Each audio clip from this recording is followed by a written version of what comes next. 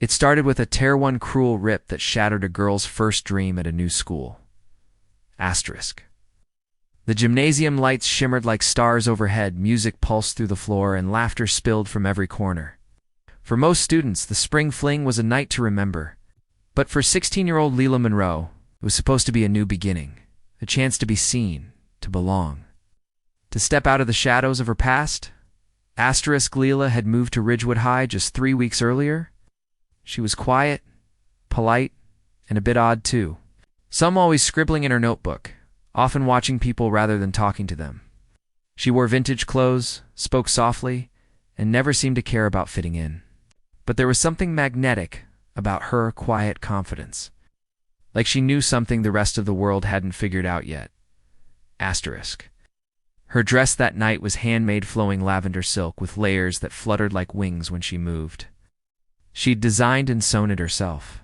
It was unique, unlike the store-bought dresses around her. And maybe that's what made her a target. Asterisk across the room. Amber and her clique, Jessica, Tori, and Kenzie were watching. Duh. Amber was the queen bee of Ridgewood High. Rich, popular, and ruthless. The second she saw Leela walk in, radiant and confident despite being alone, something snapped in her. Asterisk. She thinks she's special. Amber sneered. Asterisk. The dance progressed. Lila danced a little, laughed once or twice when a teacher cracked a joke.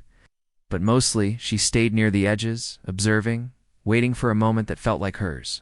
She didn't know that Amber and her friends were circling like wolves. Asterisk. It happened fast. Asterisk. Lila had just stepped into the crowd for a slow song. The lights dimmed. That's when Amber bumped into her deliberately. Asterisk. Oops, she said sweetly. Before Jessica yanked at the hem of Leela's dress, there was a loud rip. Gasps echoed. Asterisk. Leela stumbled back in shock. Her dress had been torn right down the back, exposing the lining and some of the skin on her back. Laughter erupted from a cluster of students. Someone even took a photo. Asterisk. She stood frozen for a second, heart pounding, eyes wide, breath caught somewhere between a cry and a scream. Her world spun. The music was still playing, but it felt like she was underwater. Asterisk. But then she inhaled, deep, slow. Asterisk. The entire gym seemed to go quiet, even though the beat thumped on. And then something inside her clicked. Not rage, not shame, power. Asterisk. What no one at Ridgewood knew yet was that Leela Monroe had spent the last 8 years training in ballet, contemporary, martial arts, and aerial acrobatics.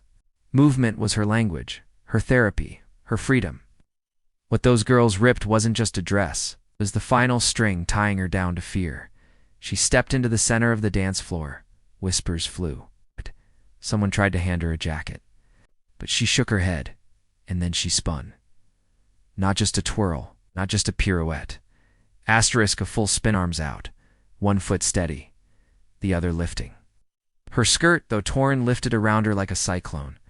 She moved faster, each spin smoother than the last, hair whipping like fire, eyes locked on the bullies. Asterisk.